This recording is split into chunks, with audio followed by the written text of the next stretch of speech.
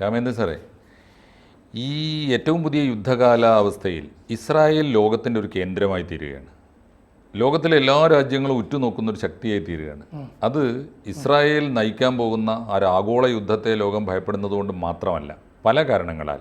America, France, ലോകത്തിലെ രണ്ട് വമ്പൻ രാജ്യങ്ങൾ ഇസ്രായേലിനോടൊപ്പം ചേർന്നിരിക്കുന്നു. ഇന്നലെ വരെ അമേരിക്ക പോലും ഇസ്രായേലിനോട് ഒരു സീസ് ഫയറിന് വേണ്ടി റിക്വസ്റ്റ് ചെയ്തുകൊണ്ടിരുന്നു, ഒന്ന് നിർത്തൂ, ഇത് യുദ്ധമല്ലേ, വിനാശകരമല്ലേ എന്നൊക്കെ പറഞ്ഞുകൊണ്ട്. ഇന്ന് പക്ഷേ അങ്ങനെയല്ല. ഇസ്രായേലിൻ്റെ നിലപാടിനെ പിന്തുണച്ചുകൊണ്ട് ബൈഡൻ പരസ്യമായി രംഗത്ത് വന്നു. ഈ ഫ്രഞ്ച് പ്രധാനമന്ത്രി വന്നു. അപ്പോൾ അമേരിക്കയും ഫ്രാൻസും ഒക്കെ ഇസ്രായേലിനെ പിന്തുണക്കുന്ന ഒരു നിലപാട് വന്നു. രണ്ട്, ഇസ്രായേലിനെതിരായി ശബ്ദിക്കുന്നവരുടെ എണ്ണം നന്നേ കുറഞ്ഞു. ലോകരാജ്യങ്ങൾ ഇപ്പോൾ ഈ പുതിയ സാഹചര്യത്തിൽ യുദ്ധം നിർത്തണമെന്ന് പോലും ആരും പറയുന്നില്ല. UN ശബ്ദം പോലും ഇല്ല. ഈ സമയത്ത് ഇപ്പോൾ ഐക്യരാഷ്ട്രസഭയാണല്ലോ ഇത്തരം കാലാവസ്ഥയിൽ സമാധാനത്തിന് വേണ്ടി മുന്നിട്ടിറങ്ങേണ്ടത്. അങ്ങനെ ഒരു സംഘടന, അങ്ങനെ ഒരു മൂവ്മെൻറ്റ് ലോകരാജ്യങ്ങളെ ബന്ധിപ്പിക്കുന്ന ഒരു പബ്ലിക് പ്ലാറ്റ്ഫോം ഉണ്ട് എന്ന് പോലും തോന്നാത്തൊരവസ്ഥയിൽ UN വെല്ലുവിളിച്ചുകൊണ്ട് ഇസ്രായേൽ രംഗത്ത് വന്നിരിക്കുന്നു. ലോക പോലീസ് എന്ന് നമ്മൾ അക്ഷരാർത്ഥത്തിൽ വിളിച്ചിരുന്നു. അപ്പോൾ അത് കളിയാക്കി അമേരിക്കയൊക്കെ വിളിക്കാറുണ്ട്. പക്ഷേ യഥാർത്ഥ ലോക പോലീസ് UN ആണല്ലോ, ഐക്യരാഷ്ട്രസഭയാണല്ലോ. ഈ ലോകത്തിലെ രാജ്യങ്ങൾ തമ്മിലുള്ള തർക്കങ്ങളിൽ ഇടപെടുകയും സമാധാനം പാലിക്കുകയും, യുദ്ധങ്ങളുണ്ടാകുമ്പോൾ അതിവേഗത്തിൽ ഇടപെട്ട് ചർച്ചയ്ക്ക് വിളിക്കുകയും സമാധാനം, ഇതൊന്നും ചെയ്യാത്ത UN പരസ്യമായി ഇന്ന് വരെ, പക്ഷേ ഇതൊക്കെ ഉണ്ടെങ്കിലും, സങ്കടങ്ങളൊക്കെ ഉണ്ടെങ്കിലും, അവലാതിയൊക്കെ ഉണ്ടെങ്കിലും, മക്കളെ പോലെ പതുക്കെ ഒതുങ്ങിക്കൂടി മിണ്ടാതിരിക്കുകയാണ് എല്ലാ രാജ്യങ്ങളും ചെയ്യാറുള്ളത്. പരസ്യമായി ആരും UN വെല്ലുവിളിച്ചിട്ടില്ല. ചരിത്രത്തിലാദ്യമായി അല്ലേ? ഏറ്റവും ഒടുവിലത്തെ വാർത്ത അതാണ്.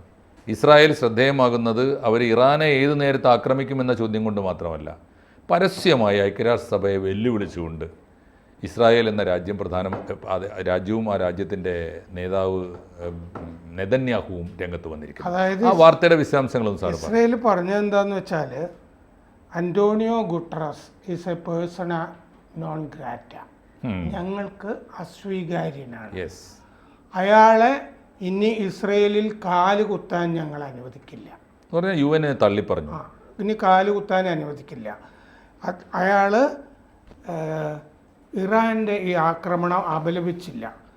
ലോകത്തിലെ രാജ്യങ്ങളൊക്കെ അത് അപലപിക്കുമ്പോഴും ഐക്യരാഷ്ട്രസഭയുടെ സെക്രട്ടറി ജനറൽ ഒരക്ഷരം പോലും പറഞ്ഞിട്ടില്ല.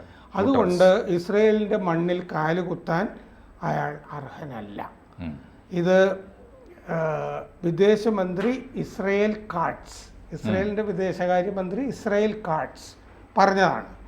ഹമാസ് നടത്തിയ കൂട്ടക്കൊല, ലൈംഗിക ക്രൂരത, ഒക്ടോബർ 7 നടത്തിയ ലൈംഗിക ക്രൂരതയും ഇയാൾ അപലപിച്ചില്ല. മറ്റേ ഹമാസിനെ, ഒക്ടോബർ 7 ആക്രമണം നടത്തിയ ഹമാസിനെ ഭീകരരായി പ്രഖ്യാപിച്ചില്ല. ഗുട്ടറസും UN ഭീകരരെ തുണയ്ക്കുകയാണ്. ഹമാസിനെ പോലുള്ളവരെ, ബലാത്സംഗികളെ തുണയ്ക്കുകയാണ്, കൊലപാതകികളെ തുണയ്ക്കുകയാണ്. ഇറാൻ ഭീകരതയുടെ മാതാവാണ്. എന്നിട്ട് ഇറാൻ്റെ കൂടെയാണ് നിൽക്കുന്നത് ഗുട്ടറസ്. UN ഇയാൾ കളങ്കമാണ്.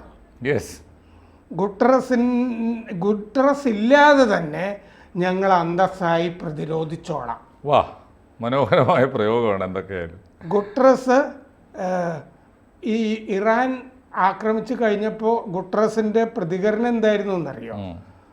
മിഡിൽ ഈസ്റ്റ് സംഘർഷം വിപുലമായതിനെ ഞാൻ അപലപിക്കുന്നു. ഇറാന്റെ പേരില്ല, ഇസ്രയേലിന്റെ പേരില്ല. മിഡിൽ ഈസ്റ്റ് സംഘർഷം, ഞാൻ ഈ ലോകത്തേരനാണ്, മാവിലായിക്കാരനാണ് എന്ന് പറയും പോലെ. മിഡിൽ ഈസ്റ്റ് സംഘർഷം വിപുലമായത് ദുഃഖകരമാണ്. ഇത് നിർത്തണം, വെടിനിർത്തൽ വേണം. അല്ലാതെ ഇറാനെ പറ്റിയോ ഒന്നും മിണ്ടിയില്ല. പക്ഷേ ഇത്രയും ഇസ്രയേൽ പറഞ്ഞു കഴിഞ്ഞപ്പോൾ ഞാൻ അപലപിക്കുന്നു എന്ന് പറഞ്ഞ് തലകുനിക്കേണ്ടി വന്നു. അതെ, ആ പ്രസ്താവനയുടെ മുമ്പിൽ വഴങ്ങേണ്ടി വന്നു. അതെ അല്ലേ? വഴങ്ങി അവസാനം പറഞ്ഞു, അങ്ങേര് പറഞ്ഞു, ഞാൻ ഏപ്രിലിൽ ഇതിനെ അപലപിച്ചിരുന്നതാണ്. ഏപ്രിലല്ലല്ലോ, അത് ഏപ്രിലിലെ ഇറാന്റെ ആക്രമണം വേറെയല്ലേ, അപലപിച്ചിരുന്നു. അപ്പൊ അതുകൊണ്ട് ഇന്നലെ വീണ്ടും അപലപിക്കണ്ടെന്ന് ഒക്കെ വേണ്ടാന്ന് വെച്ചു. അത് ഓബ്വിയസ് ആയിരുന്നു. അത് എല്ലാവർക്കും മനസ്സിലാകുന്നതായിരുന്നു.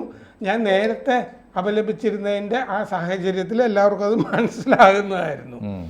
ഞാൻ പണ്ട് അപലപിച്ച് വെച്ചത് എല്ലാവരും പൂർവ്വകാല പ്രാബല്യത്തോടെ മുൻകാല പ്രാബല്യത്തോടെ എടുക്കണം എടുത്തോളൂ എന്ന് വിചാരിച്ചു എന്തൊരു എന്നിട്ട് അതിൻ്റെ കൂടെ അങ്ങേര് പറയുക ഇസ്രയേലിൻ്റെ നടപടികളെയും അങ്ങേര് വിമർശിച്ചു ഇതിൻ്റെ കൂട്ടത്തിൽ. അത് ബാക്കി രാജ്യങ്ങൾ ചെയ്തിട്ടില്ല. കാരണം ഇസ്രയേൽ ഭീകരർക്കെതിരെയാണല്ലോ പയറ്റിക്കൊണ്ടിരിക്കുന്നത്. ഇയാള് ഗാസയിലെ ഇസ്രയേലിൻ്റെ നടപടി most deadly and destructive military campaign in my years as secretary general എന്ന് പറഞ്ഞു. എന്ന് പറഞ്ഞാൽ ഇസ്രായേലിനെതിരാണ് അദ്ദേഹത്തിന് പരസ്യമായി ബയാസ്ഡായി പക്ഷം ചേരുന്ന ഒരു UN സെക്രട്ടറി ജനറൽ എന്നാണ് ഗുട്ടറസിനെ കരുതേണ്ടത്. ഒന്ന്. രണ്ടാമത്തെ കാര്യം, ഇദ്ദേഹത്തിൻ്റെ ജോലി എന്താണ്? UN-ൻ്റെ പണി എന്താണ് സാറേ? UN-ൻ്റെ പണി ഈ എവിടെയെങ്കിലും മക്കൾ തമ്മിൽ, അംഗരാജ്യങ്ങൾ തമ്മിൽ കലഹം ഉണ്ടാകുമ്പോൾ അടിയന്തരമായിട്ട് അപലപിക്കുക മാത്രം പോരല്ലോ. ഞാനിതാ ഏപ്രിൽ 200 മിസൈലുകൾ ഇറാൻ ഇസ്രായേലിന് നേരെ തൊടുത്തു വിട്ടപ്പോൾ അന്ന് ഞാനത് ശരിയല്ല അപലപിച്ചിരുന്നു എന്നാണ് പറയുന്നത്. ആരും കണ്ടിട്ടില്ല. ആരോർക്കാനാണ് ഇത്തരം കാര്യങ്ങൾ? തീർച്ചയായിട്ടും അപലപിക്കുന്നു ആരും ഓർക്കില്ല. ഇടപെട്ടാലേ ഓർക്കുള്ളൂ. ആരൊക്കെയാണെന്ന് ആലോചിച്ച് നോക്കൂ. ഇസ്രായേൽ പ്രധാനമന്ത്രിയെ കാണാൻ ഇസ്രായേൽ സന്ദർശിക്കാനൊക്കെ എത്രയോ പേര് അതിന് ശേഷം തയ്യാറാണ്. ഏപ്രിലത്തെ ചെറിയ ആക്രമണമല്ലേ, ലഘുവാണ്. ഇത്തവണത്തെ കാത്തിരുന്ന് 6 മാസം കഴിഞ്ഞപ്പോഴാണ് അവർ കഴിഞ്ഞ രാത്രിയിൽ, മിനിഞ്ഞാന്ന് രാത്രി അല്ലേ, 2 ദിവസം മുമ്പുള്ള രാത്രിയിൽ 180 മിസൈലുകൾ, അതും ഹൈപ്പർസോണിക് അല്ലേ, ബഹുദൂരം അതിവേഗത്തിൽ, ശബ്ദത്തേക്കാൾ വേഗത്തിൽ പോകുന്ന മിസൈലുകൾ. ആ മിസൈലുകൾ വർഷിച്ചത് ഇസ്രായേലിൻ്റെ അപാരമായ സൈനിക ശേഷി കൊണ്ട് ആകാശത്ത് വെച്ച് തകർക്കാൻ കഴിഞ്ഞില്ലായിരുന്നെങ്കിൽ ആ 180 മിസൈലുകൾ എങ്ങാനും ആ കൊച്ചു രാജ്യത്ത് വീണാലുള്ള സ്ഥിതി എന്തായിരിക്കും? അപ്പോൾ ഇറാൻ ചെയ്ത പാതകം അവരിപ്പോൾ ഇത് അവിടെ ഇസ്രായേൽ തകർക്കുമെന്നൊന്നും അറിഞ്ഞുകൊണ്ടല്ലോ. കാരണം മൊസാദിന്റെ ഹെഡ് ക്വാർട്ടേഴ്സ് ജനവാസ കേന്ദ്രത്തിലാണ്, അതിന് ചുറ്റും വേറെ വാണിജ്യ കേന്ദ്രങ്ങളും ഒക്കെ ഉണ്ട്. അതെ. ഈ 180 എണ്ണത്തിനെ അതിശക്തമായ ഇസ്രായേൽ സേന തടുത്തിട്ടും ആകാശത്ത് വെച്ച് തകർത്തിട്ടും ഏതാനും എണ്ണം അകത്ത് വീണു. ആ വീണതിൽ ഒന്നാണ് കഴിഞ്ഞ ദിവസം സാറ് അതിൻ്റെ ഒരു ആഘാതം കണ്ടെത്തി പറഞ്ഞത്. മൊസാദിന്റെ മൊസാദിന്റെ തൊട്ടടുത്ത് 50 മീറ്റർ ദൂരെ അല്ലേ, 100-150 മീറ്റർ ദൂരെ അപാരമായ ശേഷിയുള്ള ഒരു മിസൈല് വീണിട്ട് വലിയ കുഴി, വലിയ മിസൈലുകളും പിന്നെ മിസൈലുകളുടെ അവശിഷ്ടങ്ങളും ഒക്കെ വീണു. ഇപ്പൊ അവിടെ ഇസ്രായേലിൽ കുട്ടികള് ഈ വീണ് കിടക്കുന്ന മിസൈൽ നല്ല നീളമുണ്ടല്ലോ, അതിന്റെ മുകളിലൊക്കെ കയറിയിരുന്ന് സെൽഫി എടുക്കുന്നുണ്ട്. മിസൈലുകളുടെ ആ ഇസ്രായേൽ ജനതയെ സമ്മതിക്കണം കേട്ടോ. ഇതൊന്നും അവരെ ഭയപ്പെടുത്തുന്നില്ല എന്നുള്ള അതിൻ്റെ അർത്ഥം. യുദ്ധം കണ്ട് വളർന്നവരാണ്, പൊരുതി അതിജീവിച്ചവരാണ്, അതുകൊണ്ടൊക്കെ ആയിരിക്കും. എന്തായാലും ഇത്രയൊക്കെ സംഭവിച്ചിട്ടും ഈ ഒരു രാജ്യത്തെ മുഴുവൻ നശിപ്പിക്കാൻ മാത്രം ശേഷിയുള്ള മിസൈലുകൾ 180 എണ്ണം ഇറാൻ എന്ന വലിയ രാജ്യം, വമ്പൻ രാജ്യം, സമ്പന്ന രാജ്യം, ലോകം മുഴുവൻ തീവ്രവാദികളെ സ്പോൺസർ ചെയ്യുന്നൊരു രാജ്യം, ആ രാജ്യം തൊടുത്തു വിട്ടിട്ടും ഇയാൾക്കൊന്നും അപലപിക്കാൻ തോന്നിയിട്ടില്ല. പണ്ട് ഞാൻ അപലപിച്ചത് കണക്കിൽ വെച്ചോന്നാണ് അപ്പോൾ ഈ പറയണതിൻ്റെ അർത്ഥം. അതുകൊണ്ട് UN അതിൻ്റെ ജോലി ചെയ്തില്ല. UN ഇടപെട്ടാൽ സംഭവിക്കുമായിരുന്നു. ഇവിടുത്തെ ഈ സ്യൂഡോ ലെഫ്റ്റ് ലിബറൽസ് എന്നൊക്കെ പറയുന്ന കൂട്ടരില്ലേ, ഇതുപോലത്തെ ഒരാളാണ് ഈ ഗുട്ടറസ്. ആയിരിക്കാം. കാരണം എന്താണെന്ന് വെച്ചാൽ ഇസ്രയേലിനെ അപലപിച്ചിട്ടുണ്ട് ഇപ്പൊ വീണ്ടും. കാരണം അവിടെ ഗാസയിൽ ചെയ്തത് ശരിയല്ല എന്നാണ് അങ്ങേര് പറഞ്ഞിരിക്കുന്നത്, ഇറാനെ അപലപിക്കുന്നതിന് പകരം. അല്ല, ഗാസയിൽ ചെയ്യേണ്ടി വന്നത് എന്തുകൊണ്ട്? ഇപ്പം അങ്ങനെയാണെങ്കിൽ ഒക്ടോബർ 7 എന്ന് പറയുന്ന ഒരു തീയതി ഈ മഹാൻ ഓർമ്മയുണ്ടോന്നാവോ? ഗുട്ടറസ് എന്ന് പറയുന്ന മനുഷ്യന് എന്തായിരുന്നു അതിൻ്റെ പ്രകോപനം? യുദ്ധമാണെങ്കിൽ, ഇസ്രായേലും ഫലസ്തീനും തമ്മിലുള്ള സംഘർഷമാണെങ്കിൽ അത് കഴിഞ്ഞ 75 കൊല്ലമായിട്ട് ഭൂമിയിലുണ്ടല്ലോ. ഇപ്പം എന്താണ് ഒക്ടോബർ 7 പോയിട്ട് എത്ര സന്ധി സംഭാഷണങ്ങൾ കഴിഞ്ഞതാണ്? ഇദ്ദേഹത്തിന് മുമ്പ് എത്ര കേമന്മാർ. ഒരു UN പ്രമേയം കൊണ്ടല്ലേ ഇസ്രായേൽ വന്നത്? ഒറ്റ UN. ഇതിൽ വളരെ പ്രധാനപ്പെട്ട ഒരു കാര്യമാണ് സാർ, അതിൽ സാറിൻ്റെ കമൻ്റ് അറിയാൻ എനിക്ക് താല്പര്യമുണ്ട്. ഒരു UN പ്രമേയം കൊണ്ട് തീർച്ചയായിട്ടും UN അപലപിച്ചില്ല എന്നത് ലോകത്തിലെ വേറെ ഏതൊരു രാജ്യത്തെക്കാളും നെഞ്ചിൽ കൊണ്ട് വേദനിക്കും ഇസ്രായേലിന്. കാരണം ഒരു അമ്മയുടെ സ്ഥാനത്താണ് അവർ UN-നെ കാണുന്നത്. UN-ന്റെ നൈതികമായ ഒരു തീരുമാനത്തിൻ്റെ ഫലമായിട്ടുണ്ടായതാണ് ഇസ്രായേൽ. പക്ഷേ അന്ന് തന്നെ ഇവരുടെ മനസ്സിലൊരു ചോദ്യമുണ്ട്. UN കരാർ പ്രകാരം 48-ലെ ഇസ്രായേൽ എന്ന രാജ്യത്തെ UN അംഗീകരിച്ചു. കരാർ എന്താണ്? UN-ന്റെ കരാർ ഇസ്രായേലിൻ്റെ എൻറ്റിറ്റിയെ അറബ് ലോകവും അംഗീകരിക്കണം, ഫലസ്തീനും അംഗീകരിക്കണം. അംഗീകരിക്കില്ല എന്ന് പരസ്യമായിട്ട് പറയുകയും ഇസ്രായേൽ എന്ന രാജ്യത്തിന് UN അംഗീകാരം നൽകി എന്ന ഒറ്റ കാരണത്താൽ ആ രാജ്യത്ത് കയറിയിട്ട് 5 അറബ് രാജ്യങ്ങൾ കയറി മേഞ്ഞല്ലോ. അതിഭീകരമായ യുദ്ധം ഉണ്ടായില്ലേ?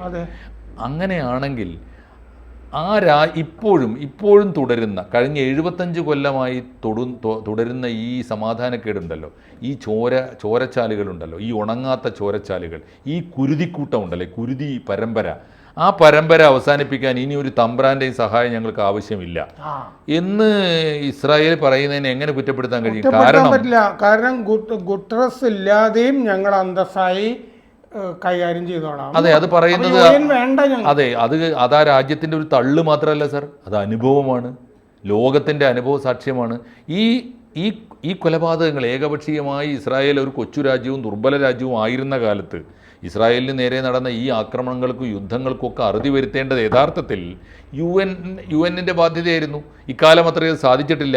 ഇപ്പോൾ ഒടുവിൽ എല്ലാം രണ്ടും കൽപ്പിച്ച് ഒരു ആത്മരക്ഷാ യുദ്ധത്തിന് ഇസ്രായേൽ ഇറങ്ങിത്തിരിക്കുമ്പോൾ യഥാർത്ഥത്തിൽ ഇസ്രായേലിനെ ഇപ്പോൾ എല്ലാവരും ചെയ്യുന്നതാണല്ലോ, ഒന്നുകിൽ മൗനം കൊണ്ടെങ്കിലും പിന്തുണക്കും, അല്ലെങ്കിൽ നിർണായകമായ ഘട്ടത്തിൽ അതുവരെ യുദ്ധമല്ലേ, കൊല്ലല്ലേ എന്ന് പറഞ്ഞുകൊണ്ടിരുന്ന രാജ്യങ്ങളൊക്കെ ഇസ്രായേലിനെ പിന്തുണച്ചു.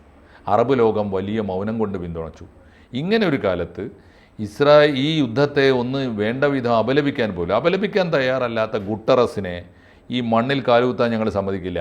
വരണ്ട നേരത്തെ അവൻ വന്നിട്ടില്ല, ഇനി എന്നാൽ വന്നാലുണ്ടല്ലോ കാല് ഞങ്ങൾ തല്ലി ഓടിക്കുന്ന പറഞ്ഞില്ല. ആ പറഞ്ഞത് ഇസ്രായേലിനെ കൊണ്ട് പറയിപ്പിച്ചതല്ലേ സർ UN? ശരിക്കും പറഞ്ഞാൽ ഒന്ന് ആലോചിച്ച് നോക്കൂ. ഇതാണ് അതിൻ്റെ ഒരു സാഹചര്യം എന്നാണ് എനിക്ക് തോന്നുന്നത്. അതുകൊണ്ട് ഇപ്പോൾ നമുക്ക് ഇസ്രായേലിനെ ശ്രദ്ധിക്കാൻ തോന്നുന്നത് ഇസ്രായേൽ ഒരു യുദ്ധഭീഷണി മുഴക്കുന്നതുകൊണ്ട് മാത്രമല്ല. ഇസ്രായേൽ മാഷ ഓർക്കുന്നില്ലേ, ഈ മുമ്പ് ഈ തെക്കൻ ലെബനനിൽ ഈ ഹിസ്ബുല്ലയ്ക്ക് ഇസ്രായേലിനെ തെക്കൻ ലെബനനിൽ നിന്ന് പിൻവലിപ്പിക്കാനും ഒരു UN പ്രമേയമാണ് ഉണ്ടായത്. തീർച്ചയായിട്ടും ഇസ്രായേൽ അന്ന് അവിടെ ഉണ്ടായിരുന്നെങ്കിൽ ഇസ്രായേൽ ഈ ഭീകരരെയൊക്കെ കൈകാര്യം ചെയ്ത് അവസാനിപ്പിക്കുമായിരുന്നു. അങ്ങനെ ഭീകരത വളർത്തിയതിലും UN പങ്കുണ്ട്. ഇന്നിപ്പോൾ അവർ നേരിടുന്ന പ്രധാനപ്പെട്ട തെക്കൻ ലെബനോൺ കേന്ദ്രീകരിച്ചുള്ള ഹിസ്ബുള്ള തീവ്രവാദത്തിനും യഥാർത്ഥത്തിൽ സംരക്ഷണം കൊടുത്തത് അപ്പോൾ ആരാണ്? UN ആണ്. അതുകൊണ്ട് UN സെക്രട്ടറി ജനറലിനെ മറ്റെന്തൊക്കെ വിയോജിപ്പുകൾ ഇസ്രായേലിനോടുണ്ടായാലും UN സെക്രട്ടറി ജനറലിനെ ഇസ്രായേൽ അപലപിച്ചത് ന്യായമാണെന്ന് മാത്രമേ ഈ ലോകരാഷ്ട്രീയം നോക്കിക്കാണുന്ന ഏതൊരു ചരിത്ര വിദ്യാർത്ഥിക്കും പറയാനാവും. കൂടുതൽ വാർത്തകളും വിശേഷങ്ങളും നിങ്ങളിലേക്ക് എത്താൻ ABC മലയാളം സബ്സ്ക്രൈബ് ചെയ്യുക, ബെൽ ബട്ടണും അമർത്തുക.